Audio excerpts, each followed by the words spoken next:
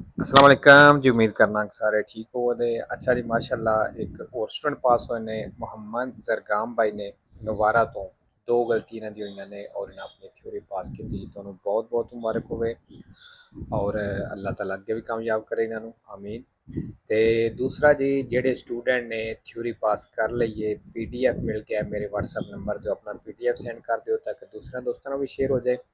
और ਉਹ ਸਟੂਡੈਂਟ ਜਿਹੜੇ ਪਹਿਲੀ ਦਫਾ ਵੀਡੀਓ ਵੇਖ ਰਹੇ ਨੇ ਉਹਨਾਂ ਵਾਸਤੇ ਕਿ ਵੀ ਕੋਰਸ ਜਿਹੜਾ ਚੇਂਜ ਕੋਈ ਨਹੀਂ ਹੋਇਆ, ਇਹੀ ਕੋਰਸ ਹੈ ਔਰ ਪੂਰੇ ਦਾ ਪੂਰਾ ਕੋਰਸ ਇੱਥੇ ਮੌਜੂਦ ਹੈ ਔਰ ਪੂਰੇ ਦਾ ਪੂਰਾ ਫ੍ਰੀ ਹੈ। ਤੁਹਾਡੀ ਤਿਆਰੀ ਇੱਥੇ ਬਿਲਕੁਲ ਫ੍ਰੀ ਹੋ ਜਾਏਗੀ। ਐਪਲੀਕੇਸ਼ਨ ਵੈਬ ਪਤਨ ਤੇ ਗੂਗਲ ਤੋਂ ਡਾਊਨਲੋਡ ਹੋਵੇਗੀ ਐਂਡਰੋਇਡ ਫੋਨ ਦੇ ਵਿੱਚ, ਔਰ ਅਗਰ ਤੁਹਾਡੇ ਕੋਲ ਆਈਫੋਨ ਹੈ ਤੇ ਫਿਰ ਤੁਸੀਂ ਇਹ ਵਾਲੀ ਐਪਲੀਕੇਸ਼ਨ ਆਨਲਾਈਨ ਯੂਜ਼ ਕਰ ਸਕਦੇ ਹੋ। ਠੀਕ ਹੈ, ਸਟਾਰਟਿੰਗ ਵਿੱਚ 2-4 ਦਿਨ ਸਮਝ ਕੋਈ ਨਹੀਂ ਆਉਂਦੀ, ਇਹ ਚੀਜ਼ ਨਾਰਮਲ ਹੈ, ਸਾਰਿਆਂ ਨਾਲ ਇਹ ਹੁੰਦਾ ਹੈ। ਸਟਾਰਟਿੰਗ ਵਿੱਚ ਤੁਸੀਂ ਕੋਸ਼ਿਸ਼ ਇਹ ਕਰਨੀ ਹੈ ਕਿ ਤਰੀਕਾਕਾਰ ਸਮਝੋ ਕਿ ਅਸਾਂ ਕਿਸ ਤਰ੍ਹਾਂ ਤਿਆਰੀ ਕਰਨੀ ਹੈ।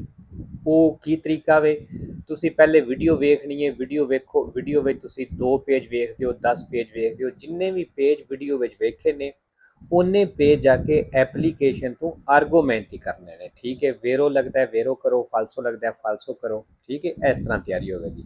ਤੇ 2-4 ਦਿਨ ਹਫਤਾ ਅਗਰ ਸਮਝ ਨਹੀਂ ਆਉਂਦੀ, ਬੇਸ਼ੱਕ ਜ਼ੀਰੋ ਸਮਝ ਆਉਂਦੀ ਹੈ ਪਈ ਤੇ ਇਹ ਵੀ ਨਾਰਮਲ ਚੀਜ਼ ਹੈ। ਪਰੇਸ਼ਾਨ ਨਹੀਂ ਹੋਣਾ ਕਿ ਵੀ ਸਾਡੇ ਕੋਲ ਤਿਆਰੀ ਨਹੀਂ ਹੋਣੀ ਜਾਂ ਸਾਨੂੰ ਤੋਂ ਸਮਝ ਨਹੀਂ ਆਉਣੀ, ਇਹ ਚੀਜ਼ ਨਾਰਮਲ ਹੈ, ਸਟਾਰਟਿੰਗ ਵਿੱਚ ਹੋ ਜਾਂਦੀ ਹੈ। ਠੀਕ ਹੈ, ਤੇ ਦੂਸਰਾ ਇੱਕ ਚੀਜ਼ ਕਿ ਕੋਰਸ ਜਿਹੜੀਆਂ ਮੈਂ ਵੀਡੀਓ ਅਪਲੋਡ ਕੀਤੀਆਂ ਨੇ ਇਹ ਕਾफ़ी ਪਹਿਲਾਂ ਦੀਆਂ ਨੇ, ਲੇਕਿਨ ਕੋਰਸ ਇਹ ਹੀ ਹੈ। ਸਿਰਫ ਚੇਂਜਿੰਗ ਕੀ ਆਈ ਹੈ, ਪਹਿਲਾਂ 40 ਦਮਾਂਦੇ ਹੁੰਦੇ ਸਨ ਤੇ 30 ਮਿੰਟ ਟਾਈਮ ਹੁੰਦਾ ਸੀ ਇਜ਼ਾਮੇ ਕਰਨੇ ਦਾ।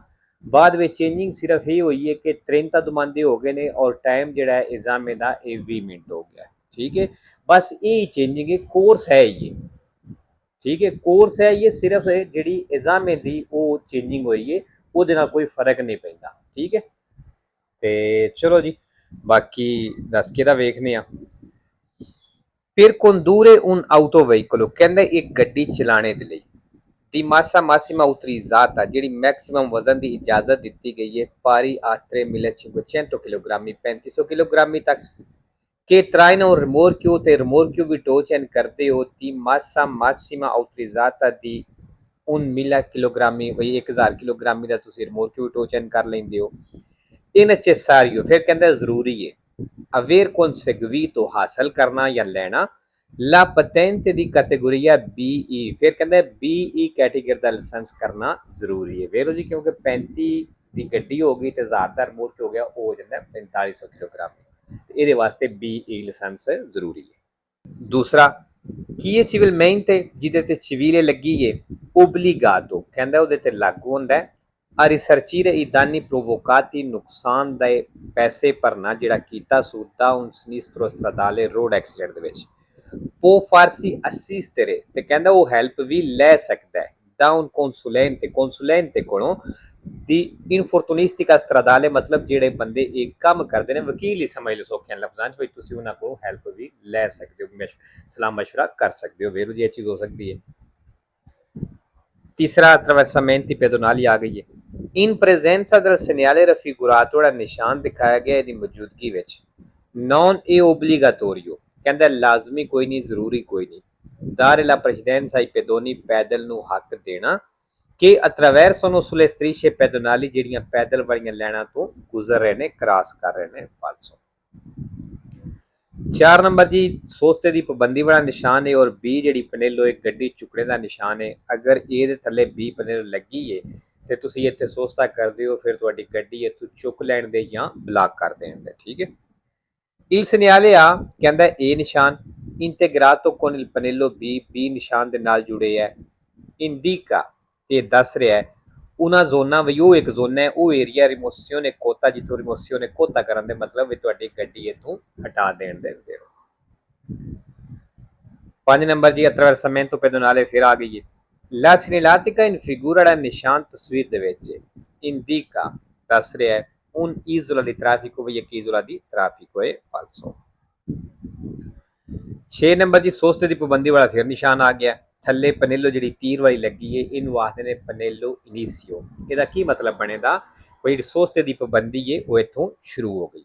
ਠੀਕ ਹੈ, il segnale raffigurato indica ਦਾ ਨਿਸ਼ਾਨ ਦਿਖਾਇਆ ਗਿਆ ਦੱਸ ਰਿਹਾ ਹੈ che il divieto di sosta ਵੀ ਜਿਹੜੀ ਸੋਸਤੇ ਦੀ ਪਾਬੰਦੀ ਹੈ a inizio in quel punto ਵੀ ਇਸ ਪੁਆਇੰਟ ਤੋਂ ਇਨੀਸ਼ੀਓ ਹੋ ਗਈ ਹੈ, ਸ਼ੁਰੂ ਹੋ ਗਈ ਹੈ, vero। अच्छा जी ना फालसो ਕੀਤੀ ਹੈ लेकिन vero है। इंतहाई आसान सवाल है।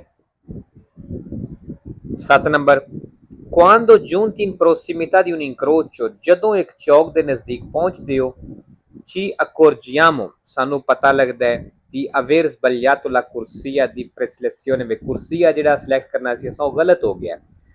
non ci dobbiamo fermare, ਫਿਰ ਕਹਿੰਦਾ ਅਸਾਂ ਉੱਥੇ ਰੁਕਣਾ ਨਹੀਂ, a chiedere information ਲੈਣੇ ਦੇ ਲਈ, per non ostacolare il flusso della circolazione, ਤਾਂ ਕਿ ਚੱਲਣੇ ਦੇ ਵਿੱਚ ਰੁਕਾਵਟ ਪੈਦਾ ਨਾ ਹੋਵੇ, ਕਹਿੰਦੇ ਇਸ ਵਾਸਤੇ ਅਸਾਂ ਉੱਥੇ ਰੁਕਣਾ ਨਹੀਂ।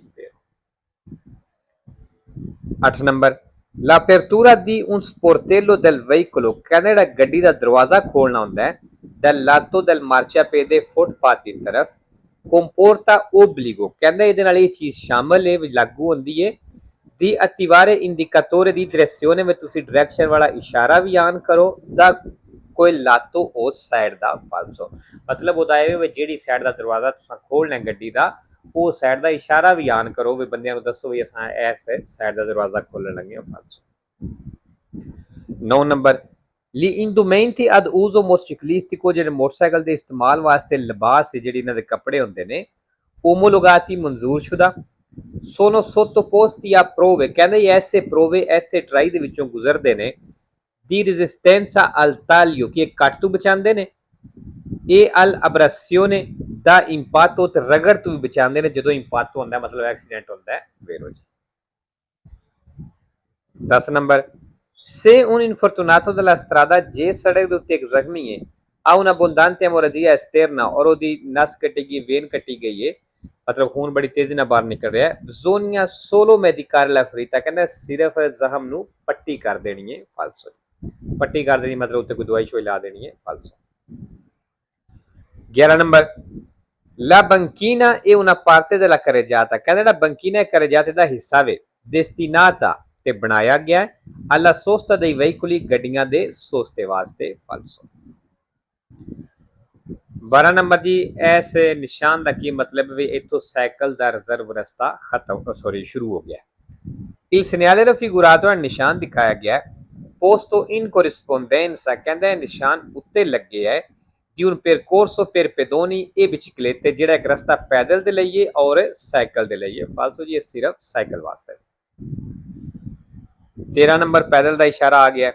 il segnale luminoso in figura, ਜਿਹੜਾ ਰੋਸ਼ਨ ਨਿਸ਼ਾਨ ਹੈ ਤਸਵੀਰ ਦੇ ਵਿੱਚ, indica ਦੱਸ ਰਿਹਾ ਹੈ la presenza di una scuola, ਵੀ ਇੱਕ ਸਕੂਲ ਇੱਥੇ ਮੌਜੂਦ ਹੈ ਫਾਲਸੋ।